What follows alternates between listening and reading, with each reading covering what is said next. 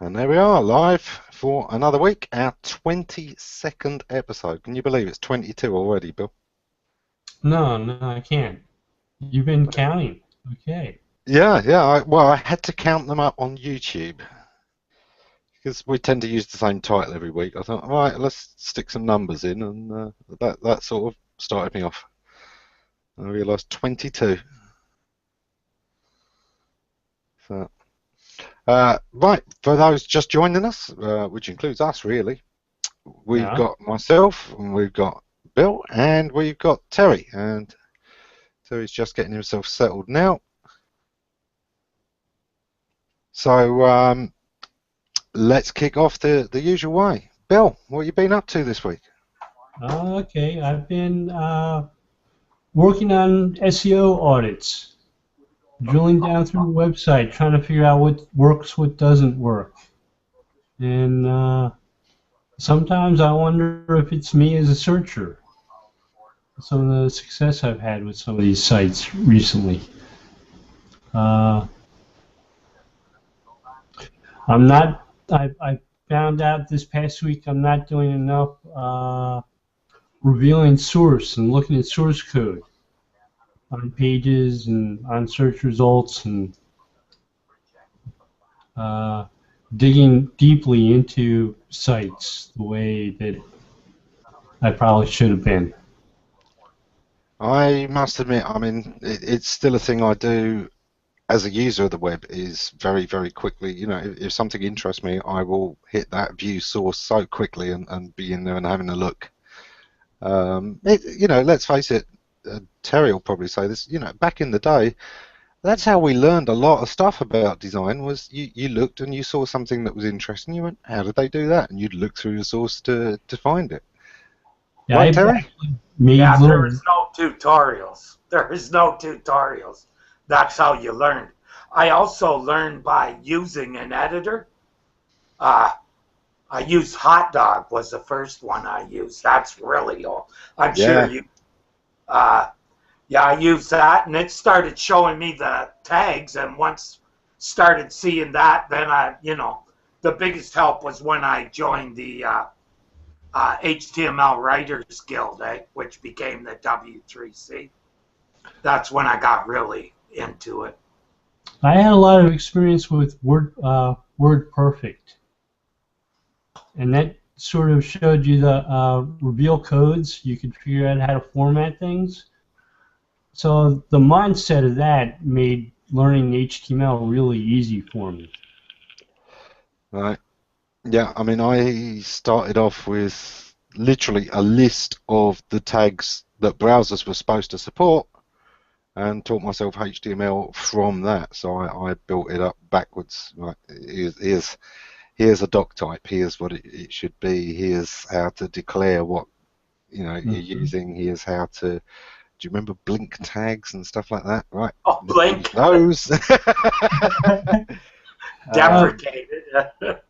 A friend, coworker, was talking to a client about them building a website, and the client was from France, and he said, "Well, you guys have that HTML. It's written in English. It doesn't make it easy for us people who didn't grow up with that." It's trickier for us. It's written in American English. Spell car every time. I can't spell center correctly from doing HTML. Always spell it ER, eh? Yeah. Should be RE. Yeah, but just set in color, BG color, any of those things. It's always, no, take out the U. So, where was the guy from who invented the web? Berners-Lee. Yeah. Yeah, British. I know. So he was writing those tags in Switzerland? Is that why he wrote them in English? I have no idea. Yeah. Why it ended up in American English, I do not know. Apart from the fact that so much of the early internet before the web, of course, was being worked on in the US. It was a US idea, after all.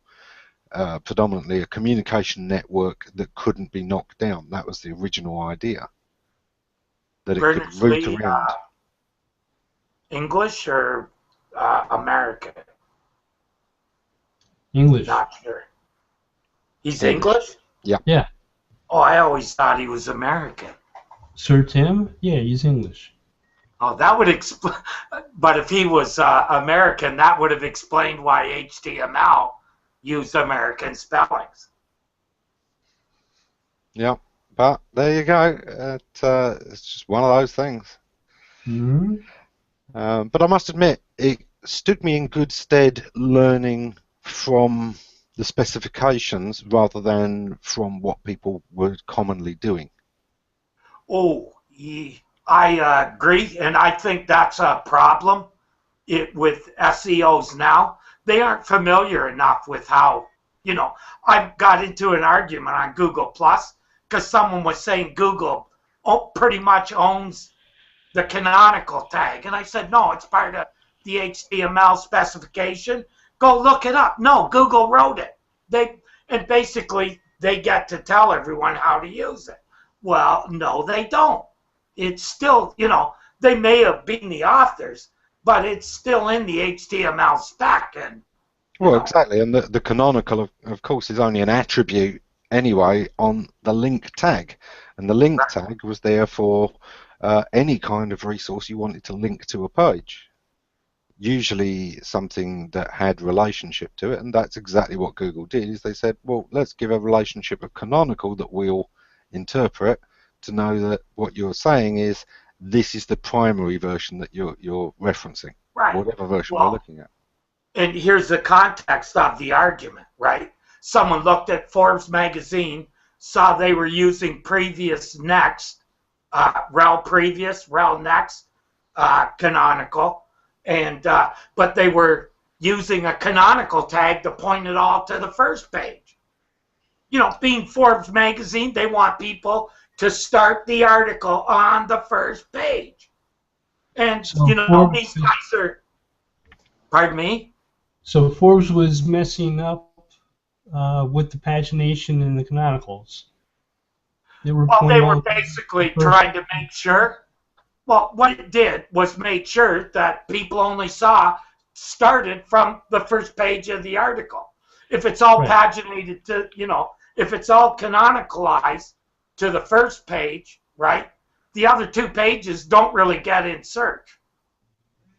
So forces people to start on the first page, which if I'm Forbes, probably getting paid by the impression on their ads, doesn't it make sense that they would do that? Now, is that wrong or right? Well, they could do with those tags what they want.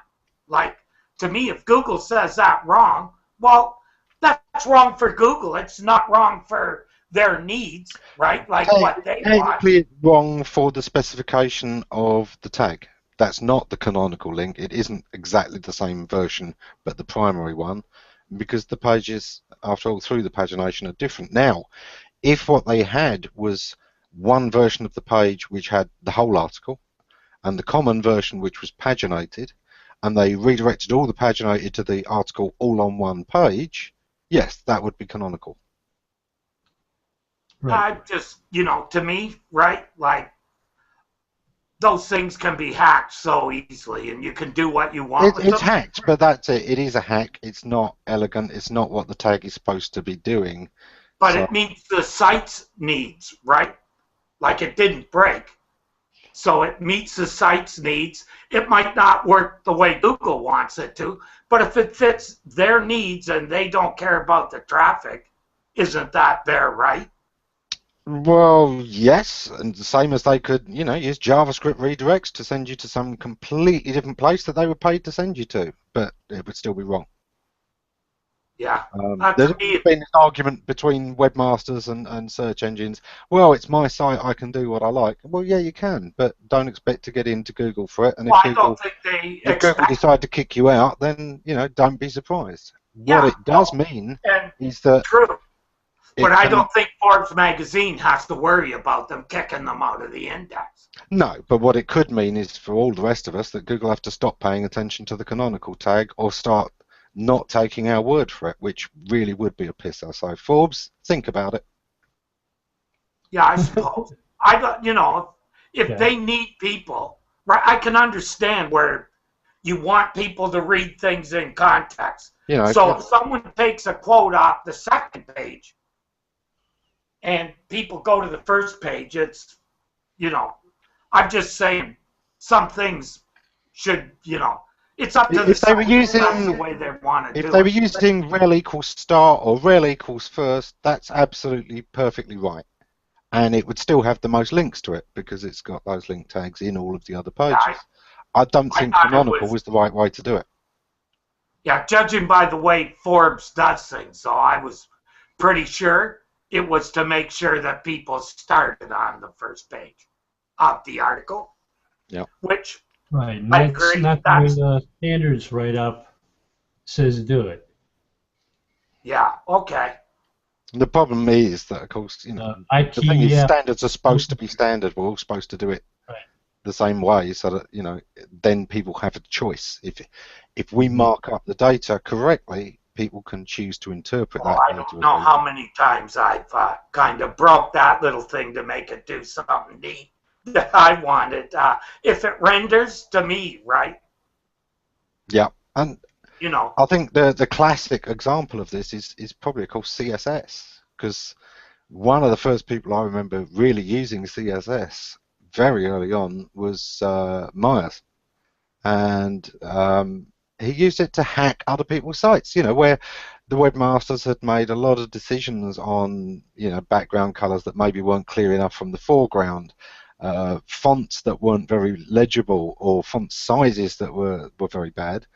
How to load your own CSS over the top and override a site's settings with your own, and that's still built in. This is what CSS can do. With a CSS file, you can modify any site you look at. You can play with the style of other people's sites in your browser.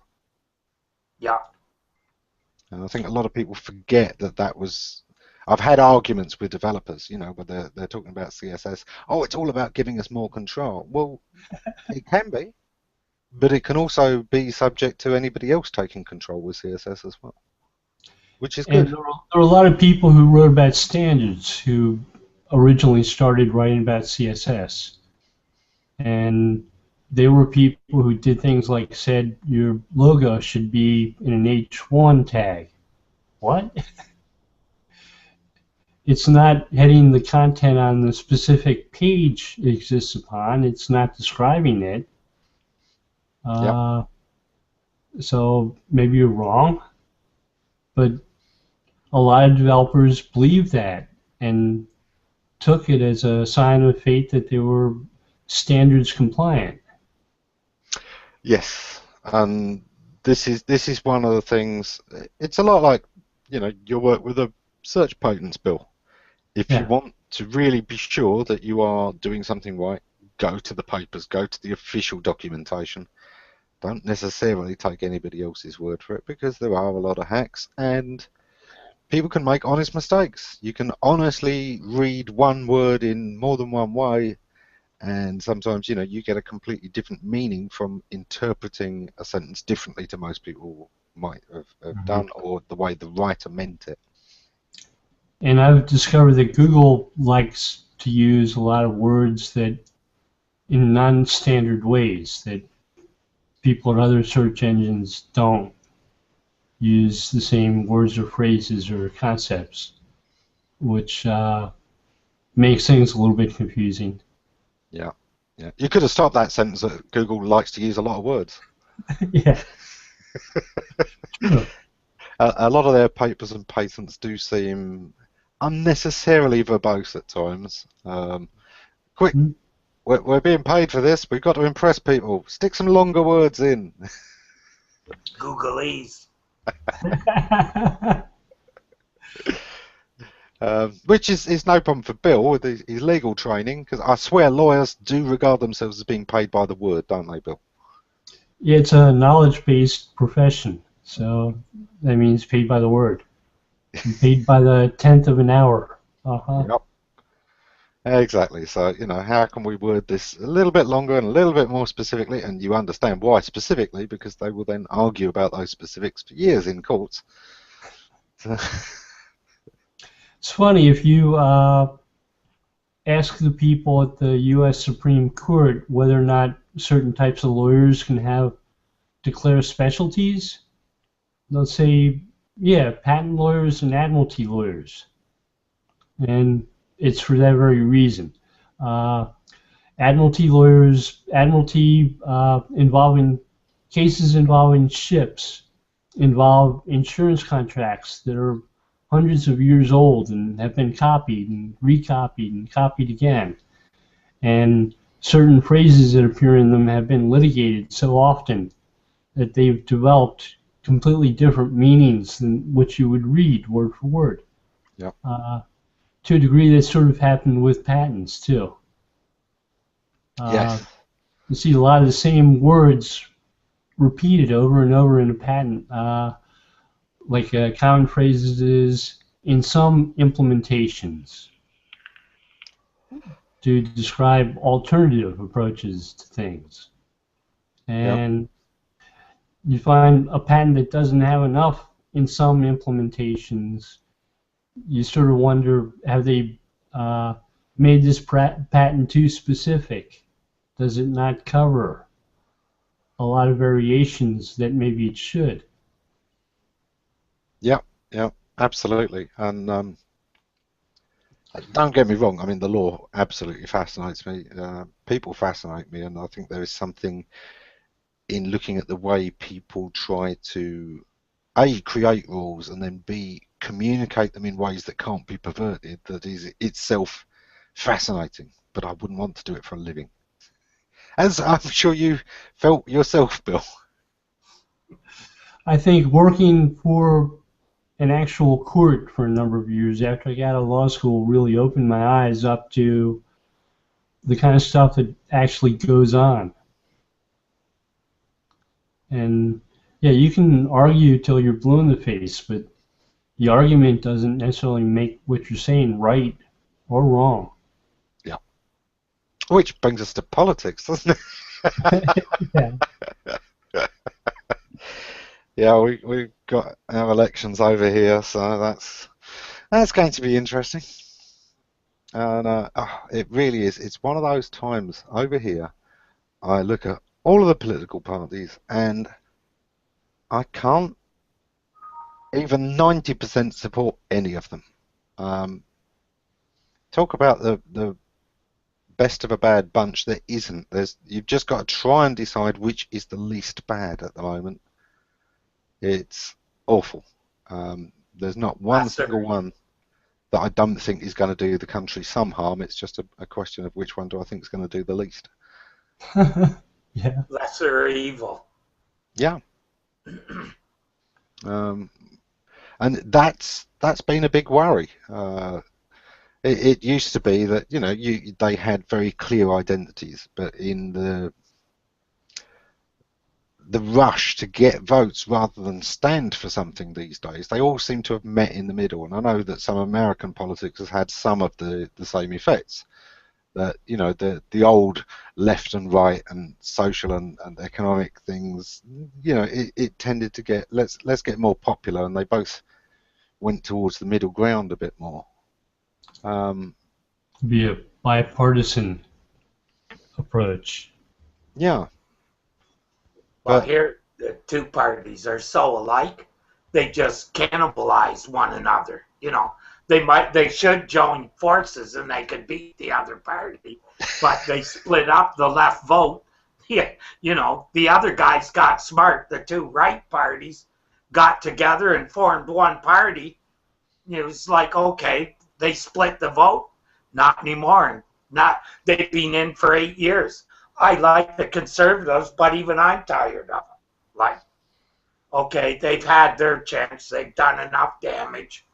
But then you look at the alternative and you go, oh, right. So definitely all the alternatives here, it's like there are no leaders anymore. That's what haven't seen a leader in a long time. Like, not like we used to have anyhow. That's just my thought. They're all just, pretty faces on TV now. That they're more worried about that than the actual character of the person. That's how I kind of look at it. That seems very much the same here, apart from the fact that most of them don't even seem that pretty. I'd probably have voted over here. I'd have probably gone with the Labour Party as the least evil, but they have a leader at the moment that makes me think, if that's the best you had to offer, how bad is the rest of your party? It's a guy called Ed Miliband. I would be terribly ashamed for him to represent my country on a global stage. And yeah, if this is really the guy that you think is the most popular, the one that people can unite behind, what kind of dearth of talent have you got in that party? It does. It really makes me question. Their policies are probably the closest to what I believe in, but the leadership is that bad. It really does make me question. I think the people that are qualified and are real leaders, they don't want to do it anymore because the media is so, who in their right mind would want to do it now? Because, even if you had good ideas and whatnot, half of it is dealing with that, You're saying there's too much scrutiny from the public? Excuse me? Are you saying there's too much scrutiny from the public? Living under magnifying glasses? Okay, I really don't care who the Prime Minister is doing or anything else he's doing outside of politics. You know what? I don't blame people. That's over the line. Media has gotten to the point where they're over the line. They think they have the right to pry into everybody's history, all that. Nobody's really lived a life wants that. We all got skeletons.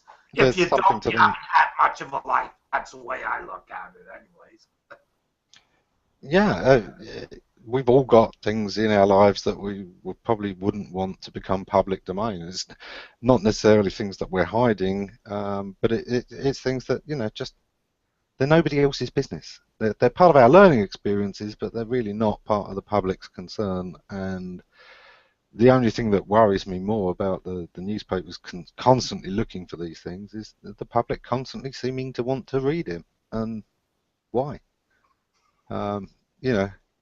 Churchill was a heavy drinker, a bit of a womanizer, and we probably wouldn't agree with a lot of his personal opinions, but my God, he was one hell of a leader. He was a spokesman and a figurehead for a country that is very, very hard to rival for his flaws.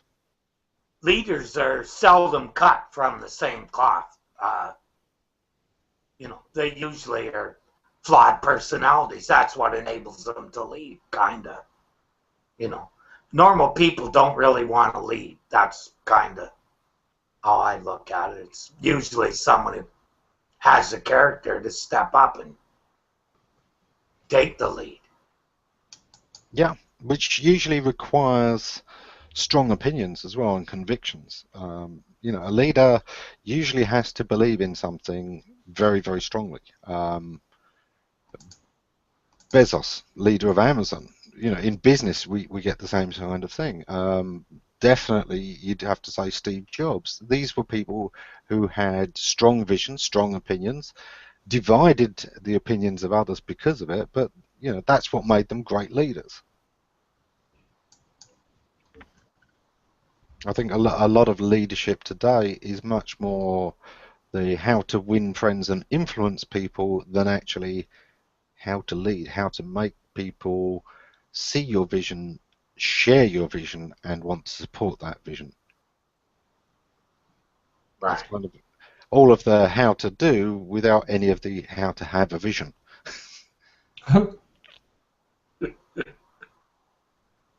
So we've got a lot of leaders who don't actually know where they want to lead people. They just know they want a lot of people to follow them.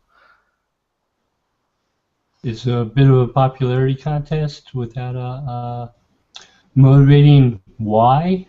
Yeah, Yeah. hugely. Which, do you know what? It's one of those things that politics has always been strange. It's a lot like, if you meet somebody who one of the very first things they say is, trust me, you shouldn't.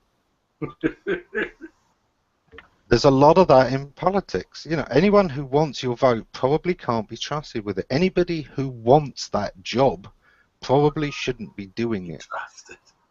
A great leader is often somebody who doesn't actually want a lot of people following them.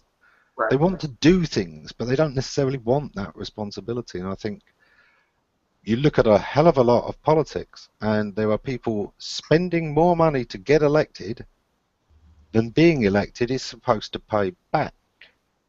So there. When are the elections? Well, pretty much now. We're doing the postal vote this time, so those have gone into the envelopes and gone into the post.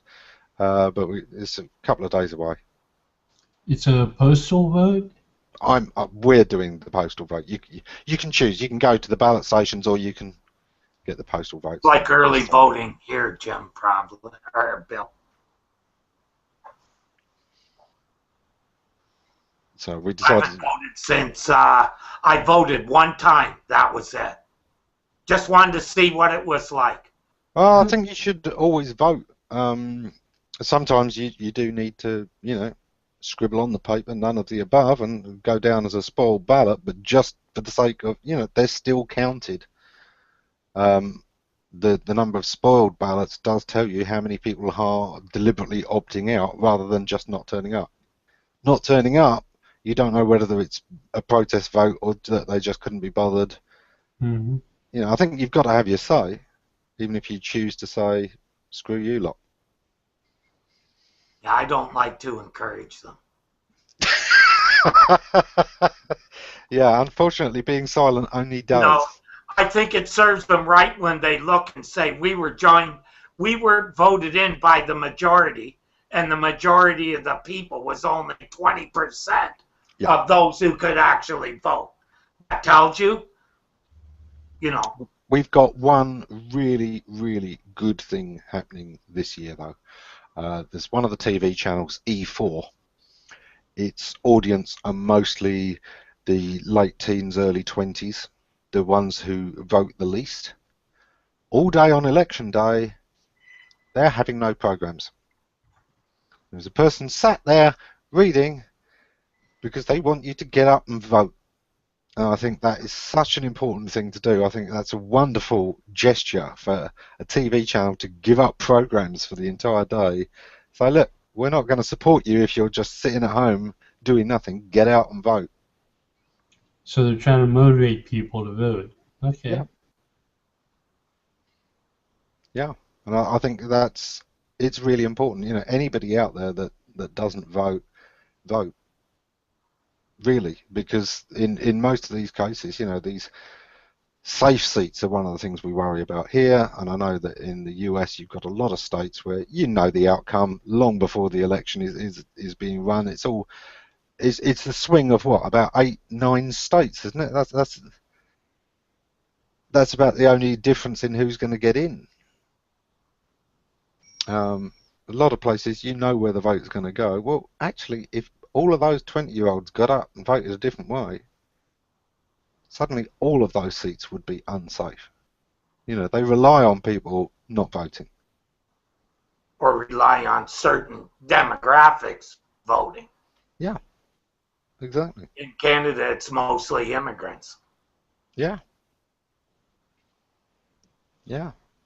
And do you know what? Even if you want to vote that you don't care, you don't have much faith in politics, well, go out and vote something. Spoil those ballot papers, because if they suddenly see 60% spoiled ballot papers, they're going to realise they are pissing people off, not just that you couldn't be bothered. which is I what think they know that it's not a case of people can't be bothered.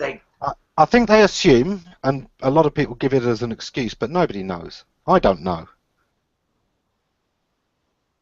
Even the years where I may not have voted, I don't know.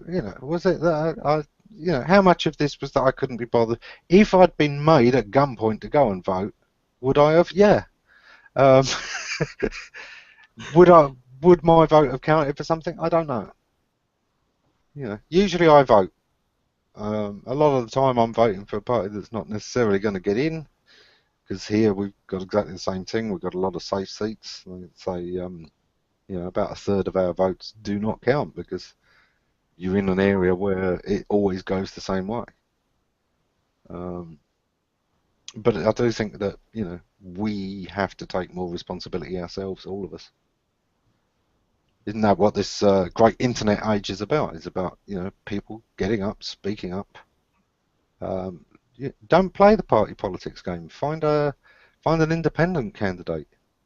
Talk amongst yourselves. Find somebody that you believe in your area. See if they'll stand, especially if you talk them into it. Because I'd love to see the end of party politics altogether. I think it's wrong that the guy I vote for may have to do what he's told by some party whip I never voted for, may never have been voted for, somebody behind the scenes who's never stood for an election at all. Yeah. We're bringing in an act like the Patriot Act in the States. Not too happy about that, but I might vote for something like that. But yeah. It's already going to go through. The conservatives have such a, it's not even close here. It's a majority government. They just push through whatever they want anyways. Yeah, well, enough about politics. We'll all start getting really depressed. Bill was saying about doing his audits. And I know you do quite a lot of audits yourself. So let's start with Bill and then go on to you, Terry. Bill, what's step one of doing an audit? For the people out there watching who are doing their own sites, what should they be doing to audit their own sites? My first step is usually to use a program like Screaming Frog to crawl a site and see how much of the site can actually be crawled by a search engine crawler. And it collects information from the pages of the site that lets me get a sense of what exists on the site. So I can monitor things like how many redirects there are on the site, whether or not there are page titles and page headings and meta descriptions and things like that. And I try to dig down through as much of the site as I can. Now, some people may believe that I just run a program on a site that tells me what works and what doesn't. There are a few of those type programs that people use as like lead generators on the web. But they give you a score for your SEO. I'm going through a site using a crawling program that doesn't tell me all that stuff, and I look at its results and get a sense of what to recommend to clients to make changes about, whether it involves something like canonical link elements or pagination markup. And I've made recommendations on those types of things. I do it on a regular basis. Yeah. I'm the same as you there, Bill. I will run a spider of mine over the site. I'll quite often use something like Zinew's Link Sleuth. I've been using that for years. It's still a fantastic tool. Screaming Frog is very, very good as well. But while that's running, I'll then be doing a visual walkthrough of the site, starting with the home page. What am I seeing? What's attracting my attention? How legible is it? If I landed on this page, have I got a clear idea where to go to find a particular thing straight away? How long is it taking me to evaluate where to go? Now, one of the things I've sort of added to that, and I do those types of things too, but I'm looking to see whether or not schema has been added to the metadata that's associated with the page, uh, because it gives the search engine clues about pages and the content on them that it might not get as clearly otherwise. Does Screaming Frog do schema, Bill? Not to my knowledge, no. I know Dan pretty well. I'm going to ask them if they can start tracking that on pages. Oh, that would. I just thought of that now when you were talking. Oh, that's a nice feature to have. That's why I like using a program like that. When you kind of know the person who developed it, you can go to him and say, gee, I'd really like this. Or when I'm trying to figure out how to do something, I just go and ask him, like, how do you figure out what content is added to a site in the last month? Well, Screaming Frog will tell you that. If you do a site map, get it to create a site map, it includes the last modified. So when I do an audit, I also start with Screaming Frog, kind of divide my audits into 4 different types. I have the, guess you would call it the technical, which includes Screaming Frog and, look at the website itself to see, make a note of calls to action, that sort of thing. Can the website sell? So that would be kind of like a content audit. And on a general audit, I would do a little bit of each one. But what I really like to do is, concentrate on a big technical audit. Then once you finish that, you go to your content audit and start looking at previous content, what you could do in the future, etc. Then you do a link audit, and that you pretty well covered 3 different parts. Lee, top rank, Lee Odden wrote a really good book on audits. He has 4 pieces. He does a social piece as well, which is pretty interesting. I kind of put a short internship in there. Cool. So when the spider's running, that gives you I always find that's handy because a lot of sites have been around for a while, and we are walking into a site that the guy working on may not have started. Sometimes they don't really have a clear idea how big this site is. There's usually bits that over the decade have been added, subtracted, but maybe not got rid of. They just got rid of the links, and sometimes those crawlers can really open up your eyes to some unusual things that are going on. I remember, one site I went to, they didn't realise how big their site was. They had over 100,000 pages, and they'd estimated maybe 20. So it's funny how misleading that can be. So I worked on one site that was an e-commerce website, and it offered about 3,000 different products. But it showed those off on around 30,000 pages. Yeah. There were five times the number of ways to find those pages. Yeah, there were HTTP versions of the pages and HTTPS versions of the pages. There were ways to sort the products of a page by color, by size, alphabetically from A, alphabetically starting from Z. And it's like you really don't need to have a search engine crawl all of that. It's the same content, just sorted differently. Yeah, kind of screws with your crawling budget too. If they're crawling the same pages over and over from different navigation methods too. Now that's often where I might slightly misuse a canonical. to let them see one way of sorting it as a primary way, and the rest are only superficial. It's changing the order. It's not changing the the meaning. It's not changing the content. I like coming up with a clear click path through a site that a search engine crawler can follow, and letting it index the content of the pages without caring too much whether or not those pages are organized alphabetically by starting with A or starting with Z, or by color or by size or so on. Well, we're joined by John Moore. Hey, John, how are you? Hey, John. Hello. How you doing?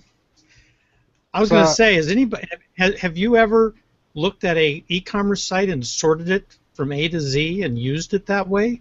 I can't imagine doing that. Who has the time? It does depend on what I'm doing. I have done sometimes where I know the product I want. There's no easy way to just find the product directly, and I know what they're going to call it, so I'll sort it alphabetically and then jump through the pagination to where I think that letter will be. If it starts with C, I'm skipping ahead to page 4 or 5. But if that's your way to find a product, I have done that kind of thing, not very often. More often on e-commerce sites, I am sorting by price, lowest to highest.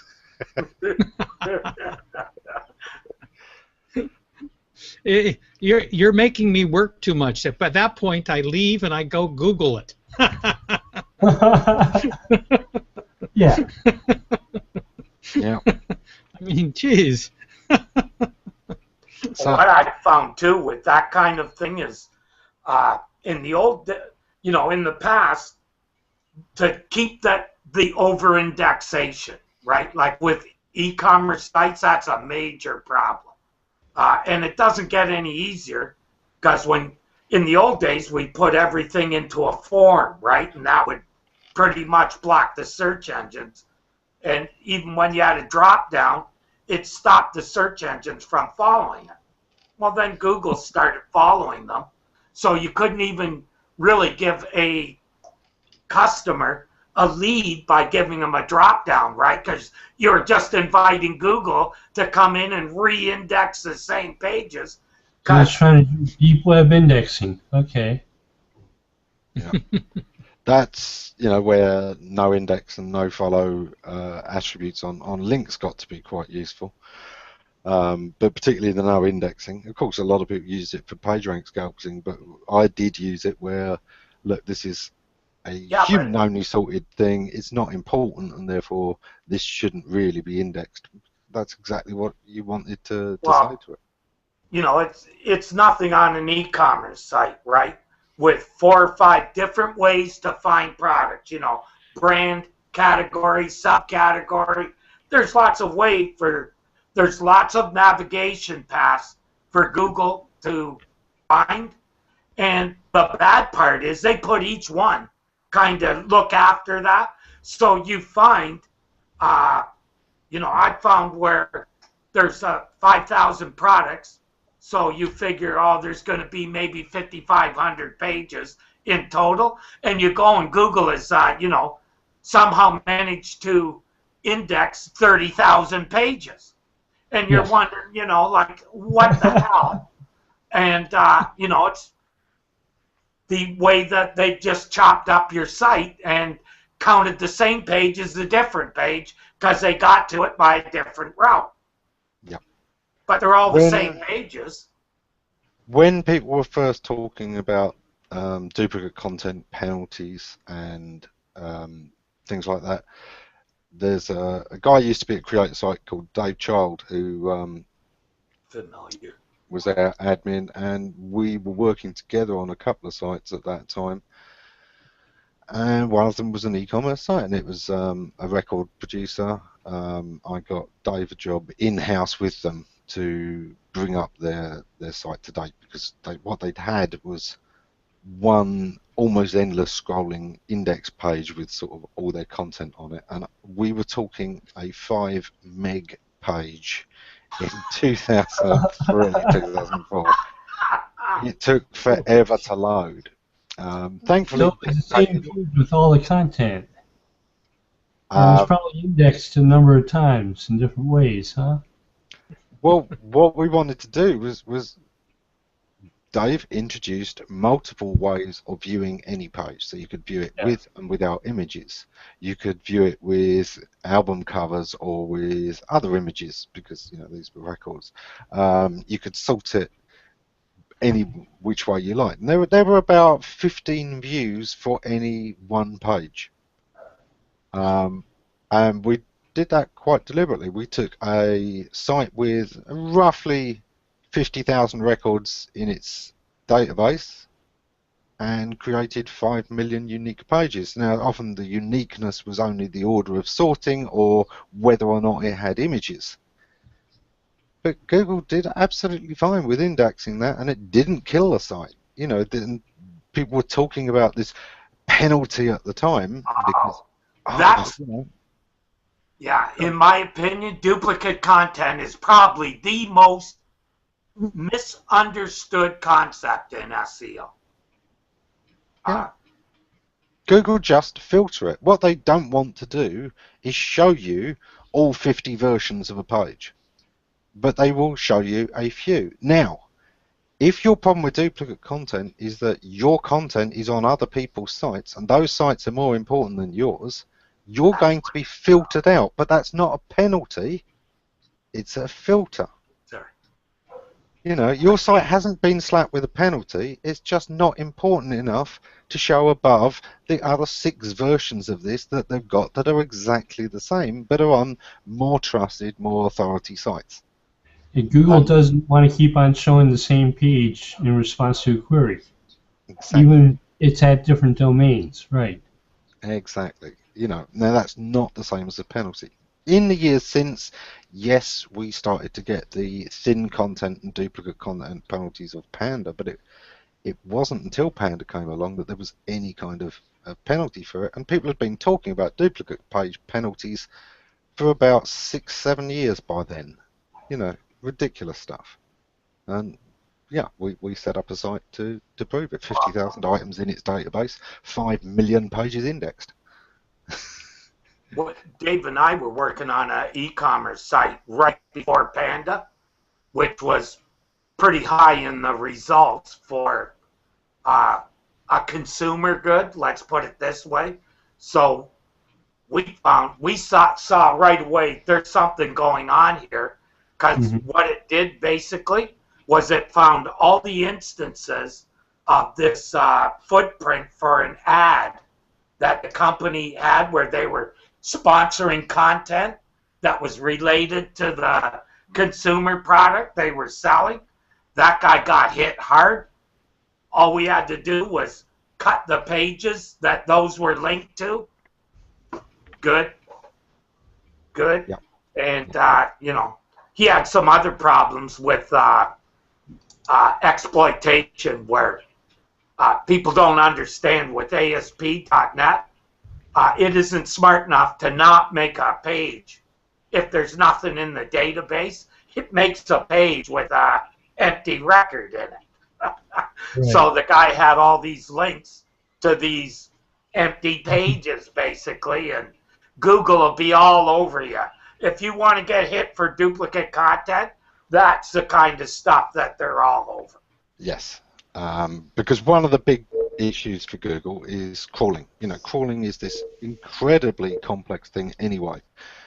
Google's got to index billions of documents from millions of servers, and some of those servers can be knocked down by something as powerful as Google. Even Alta Vista back in the day could seriously hurt a server if it wasn't limiting its crawling speed. There was a time when Alta Vista's bot went a little bit crazy, didn't obey any of the speed checks, and it was knocking down servers all over the place. This was 2001, late 2001. It's started on a rampage for a day. Protocol built in? it normally did. Something had gone wrong during some update, and this thing was hitting pages and hitting sites 1,000 times a minute, you know, and seriously lagging a lot of smaller sites out. Even on the bigger sites, it was hurting. It was pulling content that hard. Now, there was a Google patent that came out within the last year or so that talked about deep web and identifying entities on pages. And one of the things that they did with that patent was to try to find those empty pages on websites that didn't have subjects, that the sites were still publishing pages to, and filtering those out.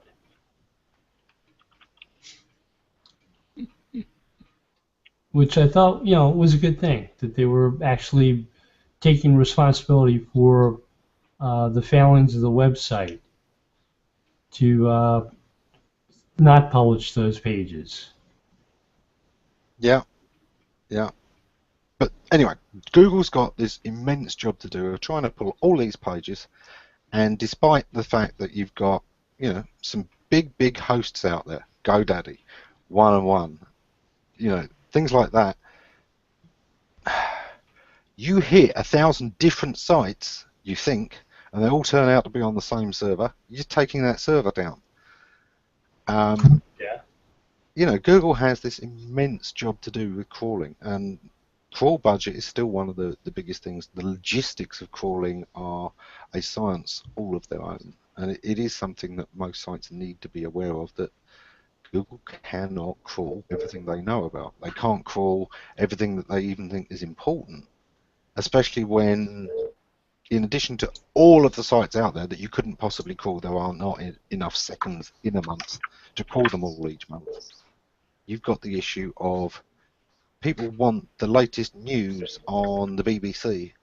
We want Google to have the news from within the last hour. We don't want it to be 3 hours old. That's no good to us when a story's broken and we're trying to find it.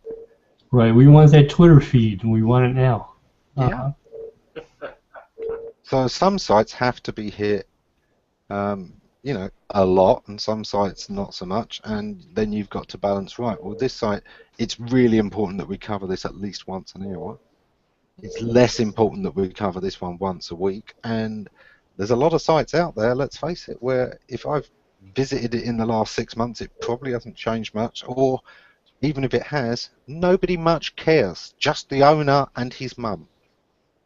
Yeah, I thought that, well, my personal opinion is stuff that's being hit by the penguin, right? Well, it doesn't, those pages, they just quit indexing them. There's no, you know, they just quit indexing them.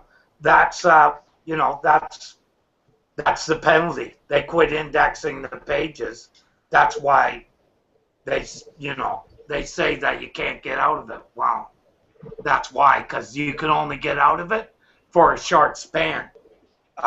It's sort of like they've been put into a supplemental index. Yes, that's how it really feels, is like the supplemental. Yeah. Which a lot of SEOs don't really realize. The supplemental never went away. It's always still there in the background. They don't tell you. That's the only difference.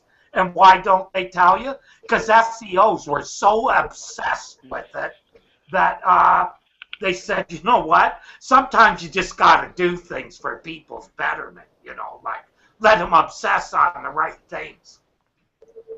Like what T-shirt Matt's wearing, where Matt is, whether John said yes or not. Yeah. Matt What mentioned flavor is his ice cream? way the other day. Is Matt going to work for Yahoo? Yeah, right. Uh-huh. Kristin's joined I us. saw an article today. Hey, Kristin. Hi.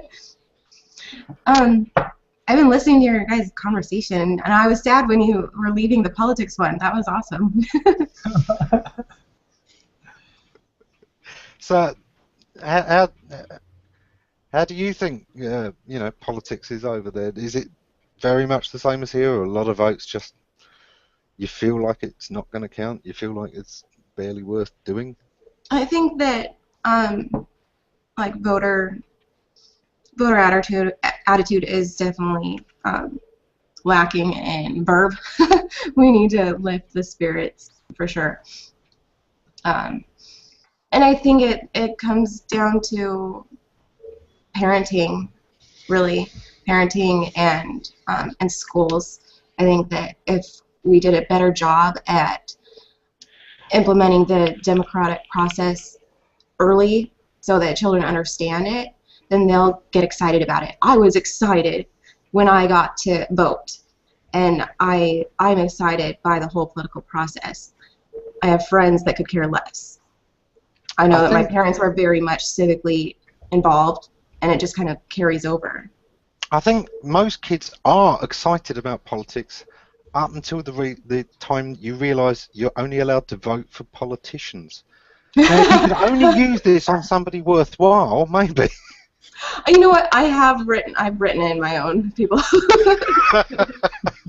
Nice. You can do that. No. It doesn't mean they're going to get any votes or it's going to make any difference. But like what you were saying about the spoiled ticket, like I love that idea. How about you, John? Hello, how you doing?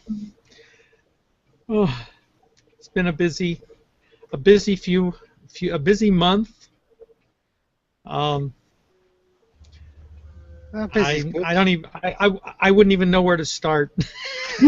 but I made it here today. So I just told everybody else to get lost, and I'm going to sit down and take it easy for a little while. Yeah, I got like the same message. I'm going on Wyld Ammon's right now. I will deal with this later. Cut and paste, cut and paste, cut and paste, cut and paste. Exactly. Just put out a post to whom it may concern. Yeah. And then you just like give them a link, and then they go to the. This is my schedule today. Time for the bogus hangout. Yeah. We got our priorities. That's right. I just some. So, let's get back to the audits now. How big a part is the walkthrough, Bill? You know, doing it from the consumer point of view. Right, I'm a person, I'm landing on this page, what's working, what's not? Because for me, that's one of the most critical, because ultimately, as you know, I'm always conversion focused, user focused. There's no point this thing ranking really well if when people get there, they're not going to do anything because it doesn't work for them. It's got to work for people long before it works for the search engine. You get it to work for people, and then it's worth driving people to, whereas we all know there are some companies out there that seem to view this backwards and think, well, as long as I throw enough people at it, some of them will stick. Well, I start off as creating something that's a baseline for further SEO activity. Yeah. And try to identify things that maybe make a real big difference, like whether or not a site is tremendously slow or not. And, you know, that's a usability issue, but it's an SEO issue too. Yeah. And identify how to help speed a site up, getting rid of lots of internal redirects, compressing text on pages, compressing images, resizing images. You know, they're sort of technical things. We're not saying this is how you're going to improve the number of clicks you get on these items to purchase on your pages, but we're improving the quality of the site overall as a whole and trying to do that. And, you know, some of the stuff we do is, you know, does HTML errors make a difference in how well or poorly a site does? Well, when you run a page from a site into a validator and it tells you that there are over 1,000 HTML errors on that page, tell your client you should look at validating some of this HTML. Yeah, but of course, sometimes that was, you know, little hacks. You know, some of the old hacks you do to get a page to display. it meant technically it wasn't valid, but it worked in all the browsers, and therefore it could throw up a lot of errors, but it actually looked better. John? Yeah, well, I'm glad to hear you say that as somebody who is the code warrior and stuff, and that is just thinking of how the customer's using it and that being a priority. I always found it kind of backwards, and I always thought maybe I was weird that everybody was worrying about the SEO and not worrying about how the site was being used and whether somebody could even use it. Because I'll go to some sites and I land on them and I go, hey, I'm out of here,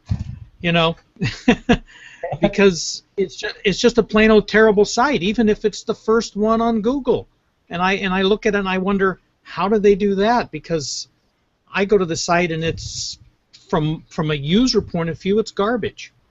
And so I really find that I like hearing that, and I think I'm seeing more of that from Google now.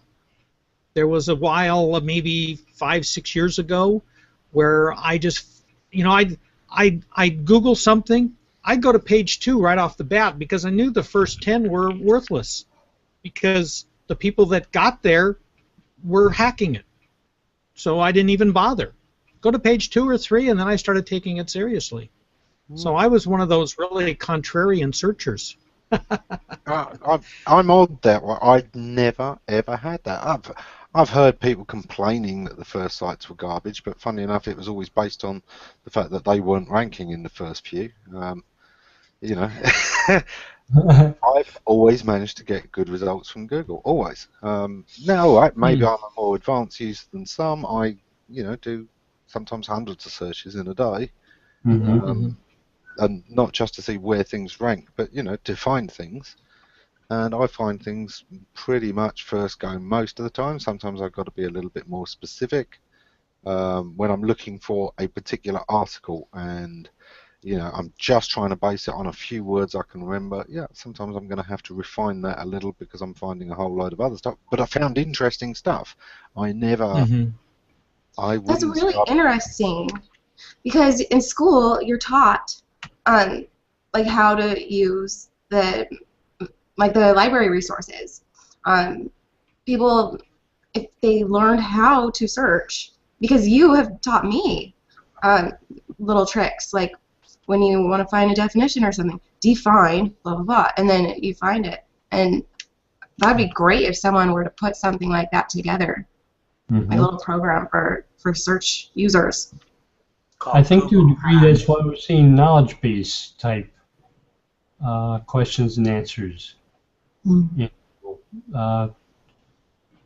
To have ultimately, that's an interesting play by Google, isn't it? Is that by putting this in, which some of us see this as playing to the lowest common denominator, but are they taking away the incentive for people to become better searchers, and therefore the chances of them being able to get good results on any engine?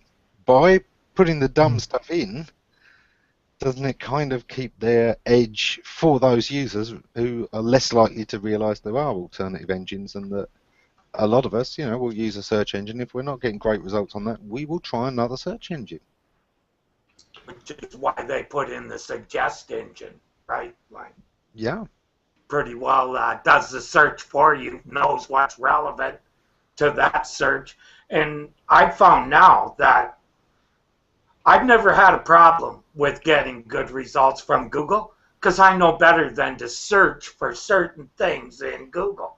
Like I'll search for code that I need for a project in Google, because it always gives me good places like Stackhouse, the W3C, the places I would go myself. So it's basically providing a site search of the sites that I would have gone to anyhow in a lot of cases. But for instance, if I wanted stuff on the Blue Jays or the Maple Leafs, I just go to their sites. I know to search on Google will be a waste, because I'll have, 10 articles from Bleacher.com that are written by guys who know more about hockey or baseball than I do. So I Yeah, but I do think over the years, searchers have become much more advanced than they were in the early days. You can tell by the length of queries and little hints like that, right? Like one or two. What was it in the very first number that I remember is just over two words for the average query size, right? Yep. Back in the early days, and the now very early days, it was 1 and maybe 2 word queries. 3 was a long tail search. You know, if somebody put 3 words into the search box, that was as long tail as it was going to get. And at the time, do you know what? You probably wouldn't get that many results for a lot of 3-word searches. Do you remember the original Google bombing, which was when the Google bowling rather, which was the game where using a 2-word phrase, you had to try and get no results with 2 words. 2 genuine words, you know, got to be proper words, but yeah, seeing if you could get them. And Google was, you know, great about this because it showed them where they needed to maybe be doing deeper research, what they're not good at. So it was good fun going, but yeah, good luck trying to score with that today. Yeah, maybe that's my problem. I tended to use more than 2 words. Maybe that explains my problem. Well, people are just now. I think people, because Google is spitting out so many answers, it's going to train people to ask some questions, not just put in a keyword query, right? I think people will over time pick up that it's basically an answer machine. Give it a question, it'll give you an answer. I think people are doing that, yeah. My sister told me that she's doing that. She stopped searching for keywords and started typing actual questions. And that's when SEOs will really start altering their style. They're going to have to because they'll be missing all the queries, right? Because people are getting better results. It's also been going on a while, of course, with voice search. You know, people are asking questions in that. Yeah. Okay, Google, how do I get to here? My question is, Terry, like you were saying that it sends you to like the W3 schools and stuff.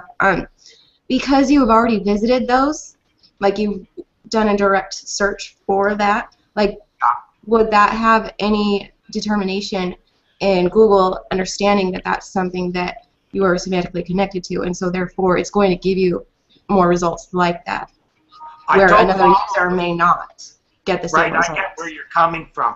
I don't follow them, but I'm sure through my history, they've seen me go through page after page in there. Like, I'll also, once I do a search, if there's a reference in the page that I get, well, I'll go to another Stackhouse page. It's quite likely those pages are boosted in search results because of the search history, right? Yeah, but it's also because of the authority of those 2 sites in particular. Stackhouse for programming is almost like the Bible. Oh, yeah. For programmers, so. And of course, you've also got the regionalization and localization where from certain locations you're more likely to get certain things show up. In other countries, you know, the presidential White House may not be the #1 White House. In DC, it's almost certainly going to be. As I've told some people not too long ago, I did a search in Google Translator for gasoline to translate it into Cantonese. Oh. And I copied that and I pasted it as a query into Google, and it looked like the data center that my answer was coming from was in China. Yep. Because, you know, it wouldn't have helped me if I needed gas and all I spoke was Chinese. It strikes me that, you know, German webmasters may get some different sites coming up for, you know, a query for HTML specifications than the rest of us, because they may well get one that does better job with German translations and therefore has more local links, is more popular in that area. And I think that level of localization is built into the data centers. Yeah, I think there's more and more I found as time has passed in like at the beginning, right? You pretty well had to say, if you wanted a Toronto lawyer, Toronto had to be in the query, right? Now, it's more about where you're actually situated, right? That I'm going to get Toronto lawyers, and I don't have to actually put that in the query. Yeah. That's what I think. And that's all come really within the last 10 years. 2005, local search was starting to be a thing, but it was still a separate thing. Local was still very much, you either had to put in a location or you had to switch to a location-based search rather than default search. And right. Google Maps had two search boxes. Yeah. One to put where you were located and one to put what you were looking for. Right. And one day they got rid of those.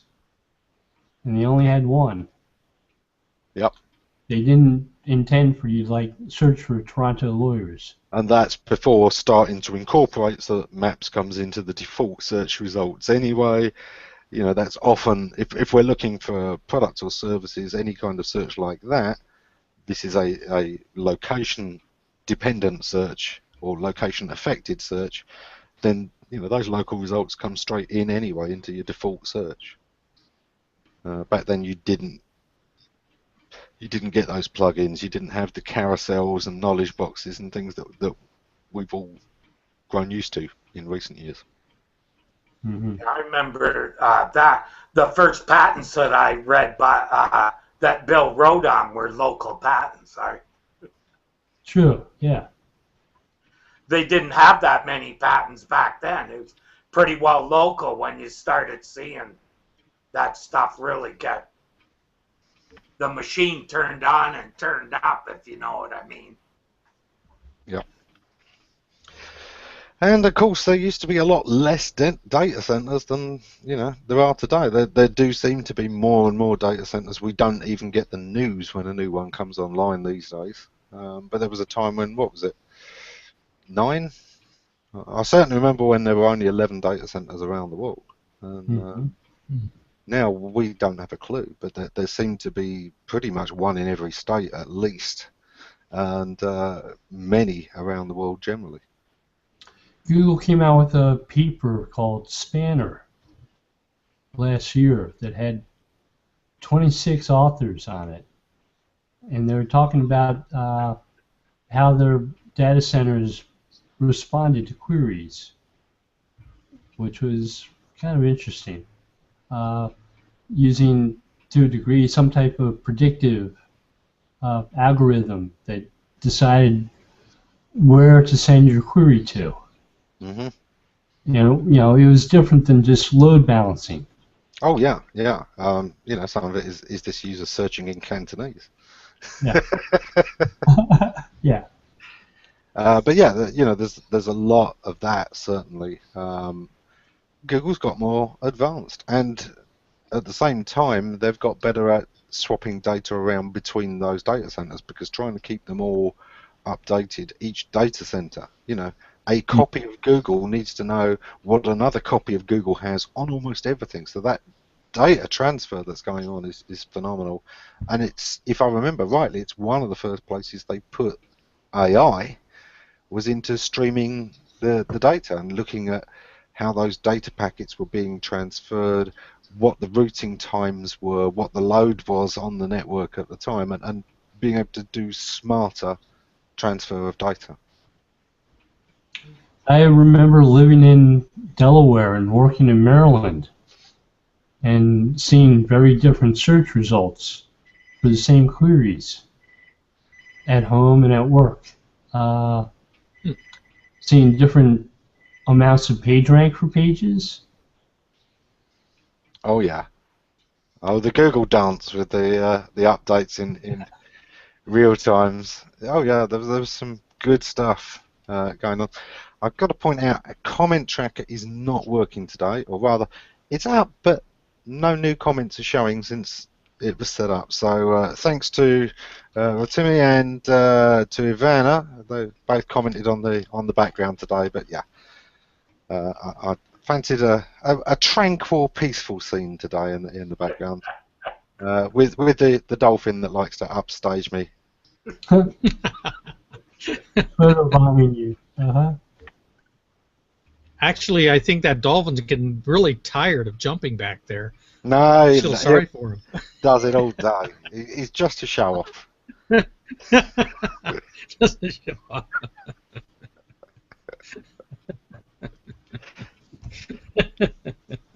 So we really do need to start winding this in because I hadn't noticed, and I mean that hour just whizzed past. Really. So, let's see what's everyone up to in the coming week ahead. Let's do it in reverse order of joining. Kristin, what are you up to this week? What? When's your flight? Friday. I'm going to the It's Time 2015 conference this weekend. Made it happen. Like, amazing people around Google Plus just all came together and they were like, no, you're not going to just give up like that. You're going to go. And had so many people just contribute, and thank you so much, everyone.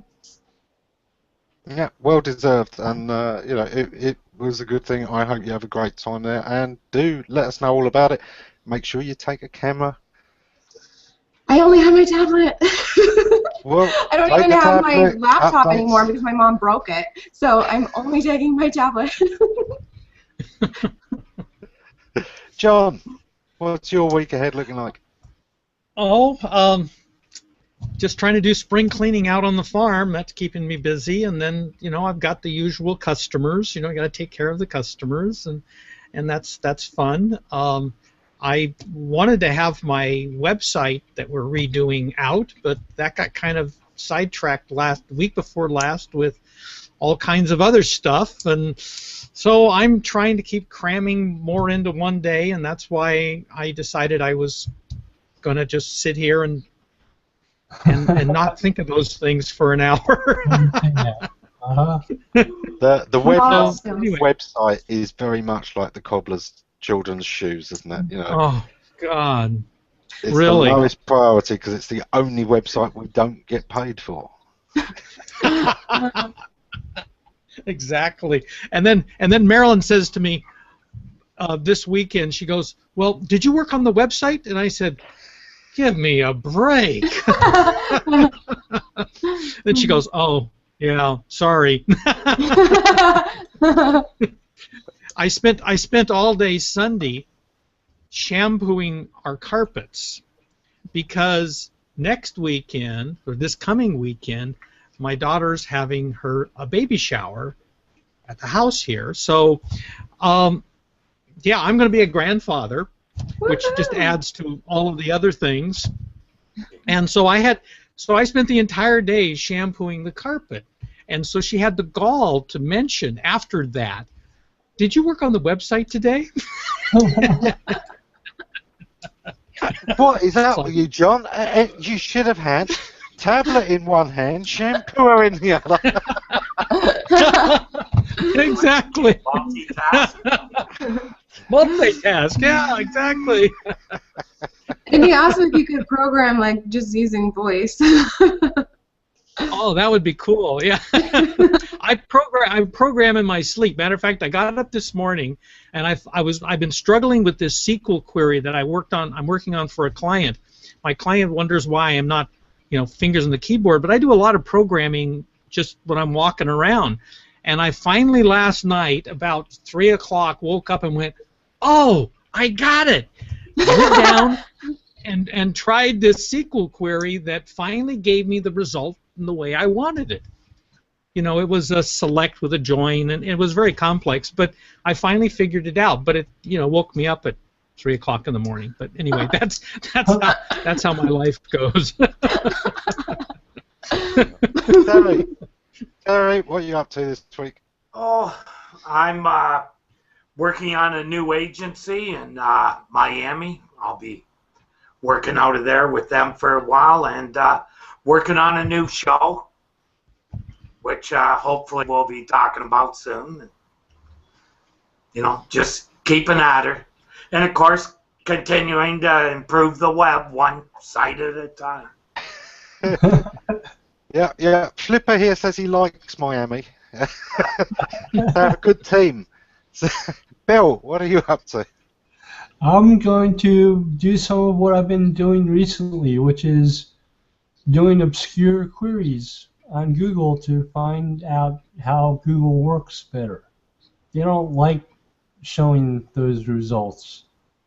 It seems like I try to switch over to Bing or Yahoo or Baidu or Yandex, and they show more answers to those types of queries than Google does. So I think there's some type of purposeful intent behind what they will show.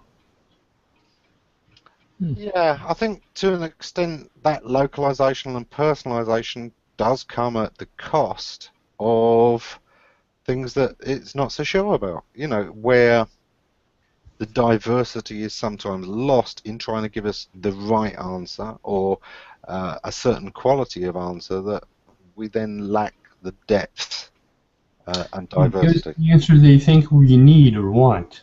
Yes. And fail to give us the actual answer that we... The other answers we'd like to consider. Mm-hmm.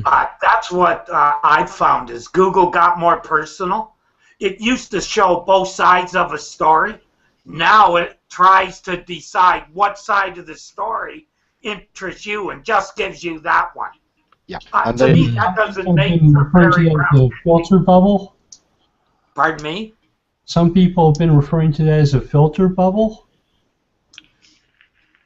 Yeah, but I don't think it's really culture. It's more like it kind of has figured out what my predisposition is towards certain topics, so it doesn't really give me anything outside of that. Whereas before, it kind of gave you both sides of a story. Now it gives you one side, the side that it thinks you agree with. Yeah. Terry, boosted. Terry, you become too predictable. So you need to change it up a little more. See, Oh, is that what it throw is? them a curve. Not them. It's me, not them, prying into my stuff so far that they think they know what I want. Oh yeah, okay. Exactly. Well, I'm going to have to take us off the air there. I'm sure that the green room will carry on for a while. Oh, yeah, if anyone wants to jump in, the link's in the comments. But that's it for us live this week. Join us next week for another show. Thank you.